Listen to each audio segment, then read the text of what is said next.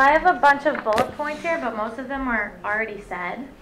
So, a couple things that weren't mentioned. You guys both were great at giving quick feedback, quick responses. Like, I'd email you at 7 p.m., you get back to me at 7:05 p.m., you know, or I'd email you at 6 a.m. and you get back to me at 6:05 a.m. So that was great. What else here? I loved how you had the guest speakers. That was, you know, got a lot of different perspectives. It switched things up a bit. There was never a dull moment, ever, in this class, which was awesome. I mean, it was rough, the time slot, like Marissa mentioned. That was a little bit rough, especially for me, like, all right, being in this class from 7:30 to 10 is hard enough, but then when we're going until 10:15, that extra 15 minutes, I'm like, get me out. Like, I can't, you know? So that's maybe one thing to really kind of focus on that 10 p.m. It's really 9:45, just so you know. So it really, I mean, Woody, you gotta talk less. I'm just saying. You want more feedback and I should talk about it. But no, but I mean that extra time, I'm like she said, it's Thursday. I'm like, I've had. First of all, it's 9:50 there. Or 9:50, whatever. So you do know when it is. See?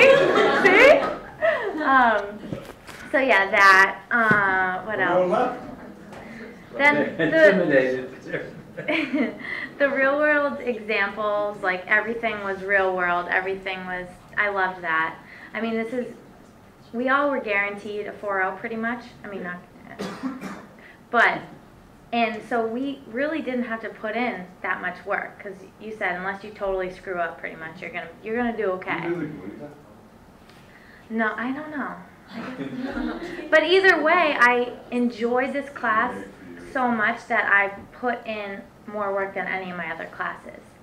You know what I mean? So that just goes to show that it doesn't. It was a trick. Yeah.